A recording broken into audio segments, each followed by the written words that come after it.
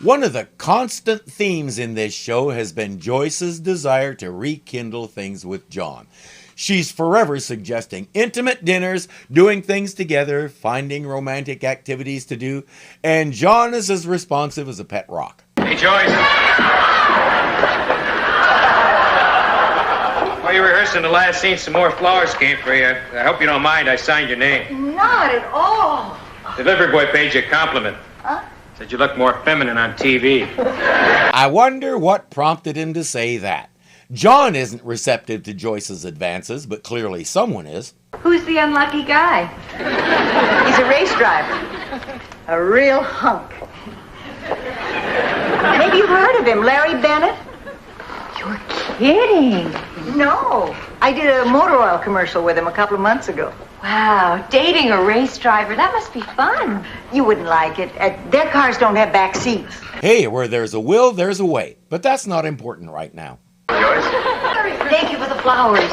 You're welcome. I hope I didn't keep you waiting. No, not at all. Larry, I'd like you to meet John Elliott. John Elliott.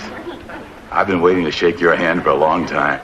Either he's a fan of John's work or Joyce has been talking about John. A lot. So, this is him, huh? You know, it's funny how you get a picture in your mind how somebody's going to look. I mean, the way Joyce described you. Yes. She hit it right on the button. That answers that question. 6'4" Philip Carey put his height, his build, and his voice to the best possible use he could. After a stretch in the Marines during World War II in Korea, he signed a contract with Warner Brothers. Through much of the 50s, he struggled because he couldn't get anything but bit parts that were completely overshadowed by the major stars. He didn't like that, and you couldn't blame him. He gradually switched to television, and after a few years as a character actor, he landed the role of a lifetime. In 1979, he became Texas oilman Asa Buchanan in One Life to Live, a show I have never seen, so I'm totally dependent on other sources for this. He played that role steadily for the next 30 years. The job only ended when he contracted lung cancer and couldn't beat it. The show quietly killed off his character in 2007, and he followed the character 2 years later in 2009. He was 83. As I said, I never saw that show. I have seen some of the old shows and episodes he appeared in, but I remember him best for this. Who are you guys? You may not believe this, but my name is Granny Goose. What's the vagus? Funny, eh? My Granny Goose potato chips. Unusually good. Interesting. Well seasoned. Provocative. I make them for grown-ups. Now, the only question is, are you grown up enough for a Granny Goose? In his early days with Warner Brothers, he played a lot of tough cowboy types, so this look was as natural to him as breathing. Calling himself Granny Goose, I suspect not so much. But he pulled it off in several commercials over several years. And my parents and I laughed at all of them. He was very effective. Sorry, just a minute. You'll have to put on a pair of jeans. I brought my motorcycle. Motorcycle? Oh, no. Joyce, you know I don't take no for an answer. That's okay. Joyce doesn't give no for an answer. Now run along and change your clothes. Later, John has to come by to drop off some script changes. Joyce isn't home. He's trying to hide his jealousy, but John could use a drink. Are you kidding? When I first came to Hollywood, I worked as a barmaid in a Polynesian restaurant. Oh? All right, how about a martini, extra dry? You got it. One extra dry martini coming right up. Uh-oh. What's the trouble? I'm out of pineapple spears. John says, let's go crazy. Put an olive in it. All right, but you'd be the laughing stock of the islands.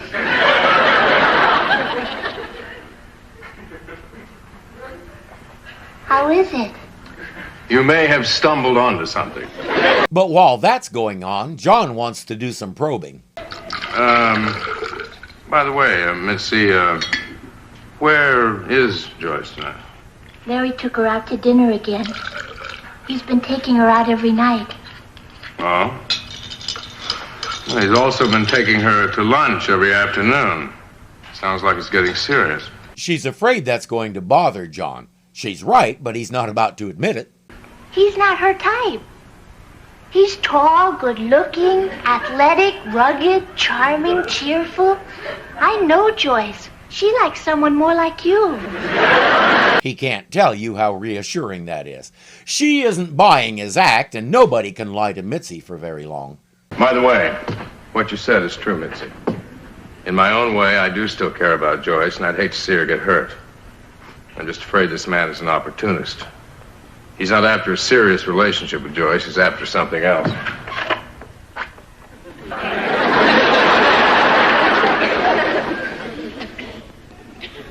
And it looks like he's well on his way to getting it. John is convinced that Larry just wants to use Joyce as a way to break into show business. Joyce is determined to prove him wrong. There's a part in next week's show you might be interested in. John, I'm really flattered. I thought you would be. I don't know what to say. Go ahead. Say it. Thanks. But no thanks. And she just did. He says, I'm no actor. When Joyce and I did that commercial together, it was a good thing all I had to do was stand there because I was so frozen with stage fright, that's all I could do. John admits defeat and leaves. Larry says, what was that all about?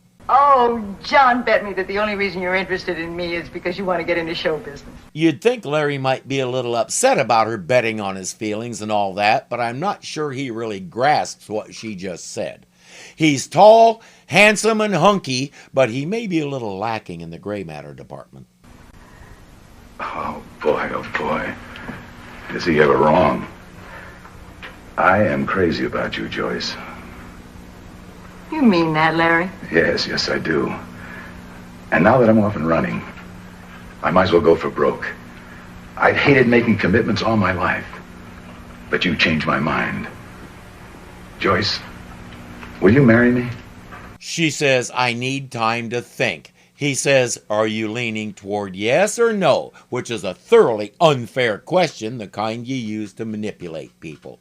She says, I'm leaning toward yes, so he pops out and announces to everyone that he just proposed and she said yes. Actually, what I said... What about Saturday at your place?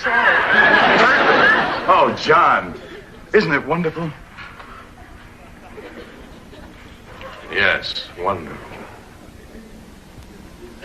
Joyce's head is spinning with confusion, which is odd since that's usually Tracy's job, but she's getting ready to do it. Oh, Mitzi, I hope I'm doing the right thing.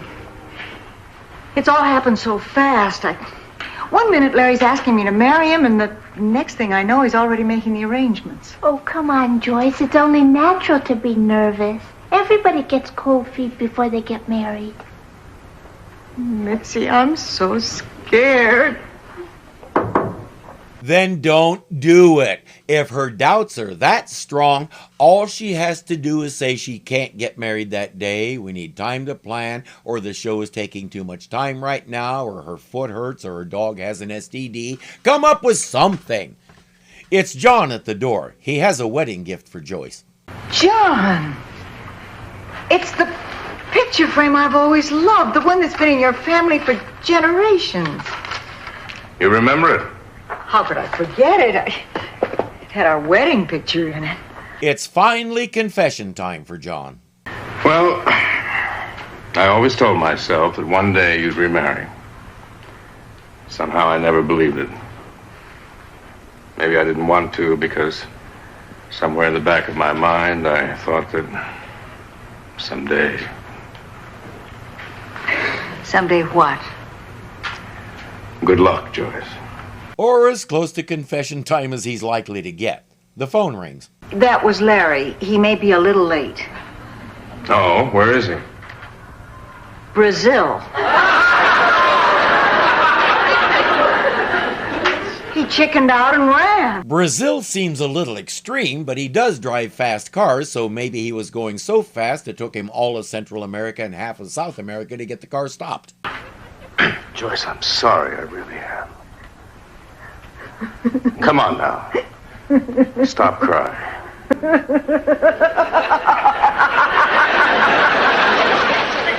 Crying?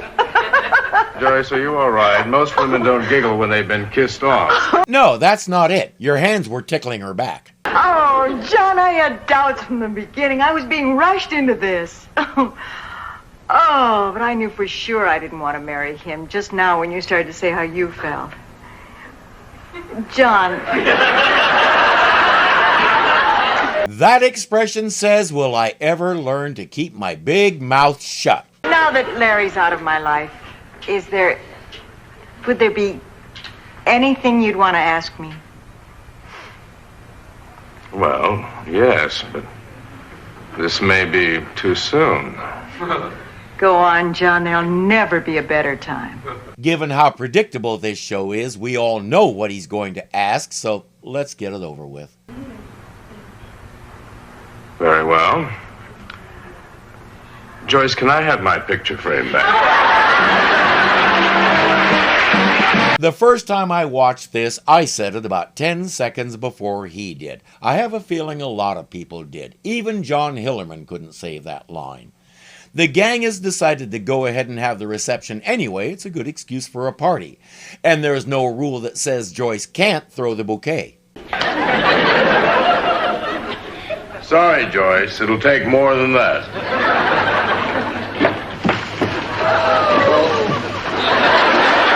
Okay, that was funny. It is possible for this show to be a good sitcom.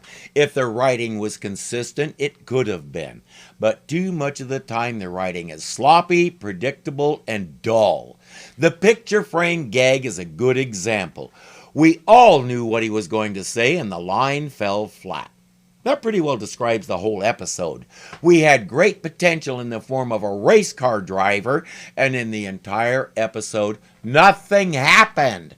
We talked about Joyce on a motorcycle, but we didn't get to see it. Larry throws a whirlwind marriage together and promptly disappears for the rest of the episode.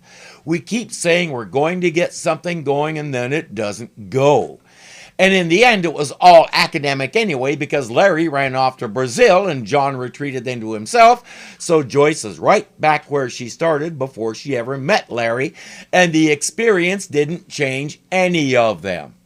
So besides a whole episode where nothing happened, what did ostensibly happen was meaningless. This one just left me cold.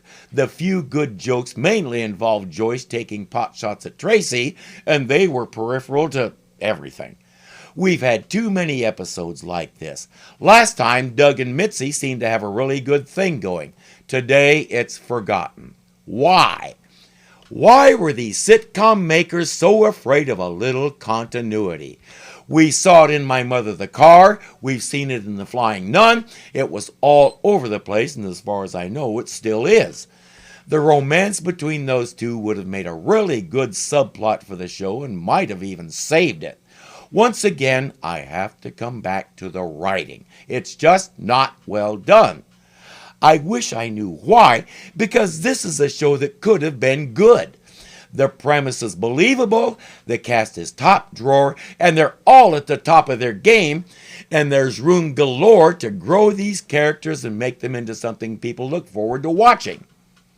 Alas, it was not to be. We have 3 episodes left, and honestly, they're no better than the rest. It's not the first time laziness has killed a show, and I'm sure it won't be the last.